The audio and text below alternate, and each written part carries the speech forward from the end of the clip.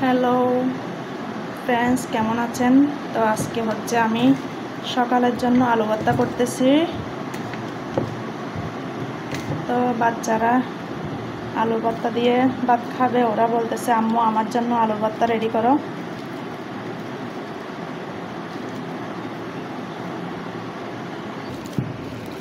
তো আলুগুলা মতা হয়ে গেছে, আস্তে আস্তে সবগুলো আলু এভাবে মেখে ফেলবো।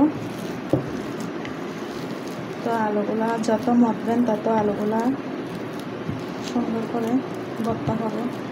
আলুগুলো আমি এক সাইডে রেখে দিচ্ছি। এখন দিয়ে দিব শুকনা মরিচ। তো আমার ছেলে মেয়েরা বলতেছে যে শুকনা মরিচ দিয়ে নাকি ওরা ভর্তা বানালে খুব পছন্দ হয়। তো আমি একটু লবণ দিয়ে দিচ্ছি, এগুলোকে আগে কষলায় ফেলবো। তো মরিচগুলো কষলানো হয়ে গেছে, এখন দিয়ে দিচ্ছি পেঁয়াজ কুচি। তো আরও একটু ভালো করে কষলায় ফেলবো। ভালো করে পেঁয়াজ আর মরিচ একসাথে লবণ দিয়ে কষলায় ফেললে আলুর ভর্তা কিন্তু অনেক স্বাদ হয়। তো মেখে ফেলবো। আসলে মরিচগুলো কিন্তু এত ঝাল না, এমনি লাগতেছে।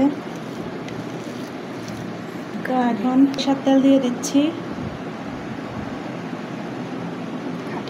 খাঁটি সরিষার তেল। এগুলো বাজারে বিক্রি করা হয়। তো আমি কিন্তু কেমিক্যালগুলো আনি না, আমি কিন্তু খাঁটি সরিষার তেলটা নিয়ে আসি। তো আমার থেকে খুবই ভালো লাগে সরিষার তেলের ফ্লেভারটা। তো গরম গরম ভাতের সাথে কিন্তু ওই আলু ভর্তাটা খেলে খুবই ভালো লাগে। তো গাইস দেখেন, দাঁড়াও, ভাত নিয়ে নিলাম। তো এখন আলু ভর্তাও দিয়ে দিচ্ছি।